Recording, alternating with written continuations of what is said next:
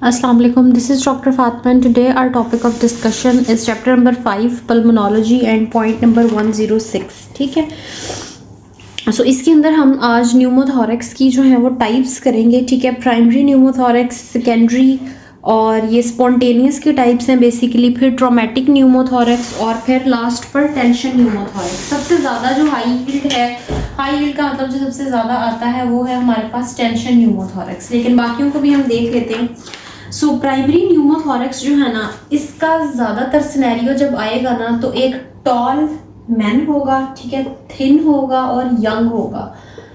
ये उसके अंदर जो है ना उसकी जब भी उन्होंने सिनेरियो दिया हुआ होगा तो ये सारी की सारी बातें जो हैं उसके अंदर लाजमी दी होंगी इसके अंदर. ठीक है.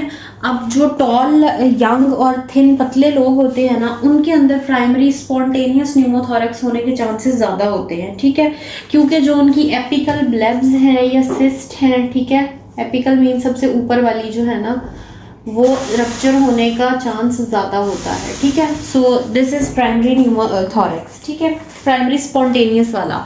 ठीक है. स्पॉन्टेनियस की ये दो टाइप्स हैं. ठीक है. फिर ट्रॉमेटिक है और फिर ये टेंशन वाला है. तो सेकेंडरी कब होता है? सेकेंडरी नाम से ही हमें पता है कि जब भी कोई चीज़ सेकेंडरी होती है तो वो किसी डिजीज्ड प्रोसेस के रिस्पॉन्स में होती है. ठीक है. सेकेंडरी न्यूमोथोरैक्स में क्या है, लंग जो है वो डिजीज्ड होगा. फॉर एग्जाम्पल कोई इन्फेक्शन है या फिर एम्फाइजीमा है, उसके अंदर बुलास बन जाते हैं. ठीक है.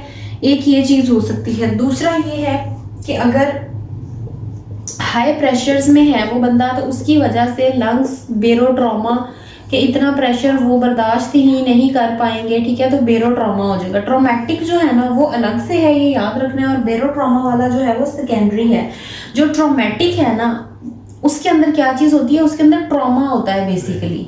ठीक है. आपने इस नाम से कंफ्यूज नहीं हो जाना कि बेरो ट्रॉमा है तो ट्रॉमा ही फिजिकल ट्रॉमा की बात हो रही है. नहीं, बेरो ट्रॉमा जो है वो हाई प्रेशर की वजह से होता है. और ट्रॉमेटिक जो है कोई शार्प ऑब्जेक्ट लग जाता है, कोई पेनिट्रेटिंग या कोई ब्लंट ऑब्जेक्ट जो है ना वो हमें अगर लंग्स में लग जाता है तो उसकी वजह से जो ट्रॉमा होता है उसको ट्रॉमेटिक न्यूमोथोरैक्स कहते हैं. ठीक है.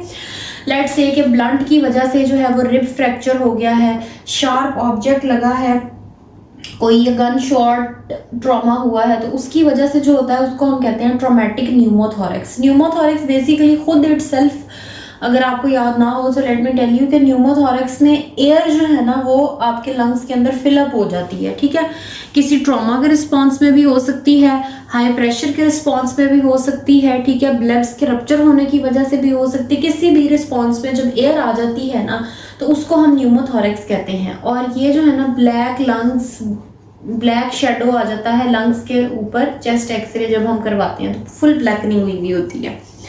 सो टेंशन न्यूमोथोरैक्स जो है ना, अब टेंशन न्यूमोथोरैक्स जो मोस्ट इंपॉर्टेंट भी है, सबसे ज़्यादा पूछा जाता है, वो इन सब में से कोई भी हो सकता है. ठीक है. इसके अंदर अब होता ये है कि जब सिनेरियो दिया हुआ होगा ना तो उन्होंने एक चीज़ लाजमी दी होगी, ट्रेकिया की डेविएशन. ठीक है. ट्रेकिया जो है ना वो अफेक्टेड लंग से अवे फ्रॉम अफेक्टेड लंग, ठीक है, डिविएट करता है. क्या मतलब है इस बात का कि फॉर एग्जाम्पल ये हमारे पास ट्रेकिया है. ठीक है. अब अगर हमारे पास ये राइट साइड है, ये लेफ्ट साइड है. ठीक है. ट्रॉमा हुआ है राइट लंग को. ठीक है. तो ये अब अफेक्टेड लंग है, इससे अवे मूव करेगा, यानी कि लेफ्ट साइड ट्रेकियल डेविएशन होगी. पहली चीज़ ये हो गई है. दूसरी ये कि जब भी ये चेस्ट अगर हम इमेजिन करें तो एयर अंदर तो आ सकती है बट एग्जिट नहीं कर सकती. ठीक है. सो इसके सिनेरियो में अक्सर ट्रेकिया की डेविएशन के बारे में बताया होगा. जो लंग्स हैं ना वो अंदर की तरफ कोलैप्स किए हुए होंगे. ठीक है. वो यूं कोलैप्स कर जाएंगे और चेस्ट वॉल जो है ना वो बाहर की तरफ स्प्रंग आउट कर जाएगी और कोई भी जो एयर अंदर आ गई है वो ट्रैप हो जाएगी, बाहर नहीं जा सकती. ठीक है. सो ये था हमारे पास जो इस टेबल के अंदर जो बातें लिखी थी. ठीक है. उससे रिलेटेड अब हम नेक्स्ट कर लेते हैं जो MCQs पॉइंट ऑफ व्यू से या जो MCQs रिपीटेड हैं उसमें क्या बातें हैं.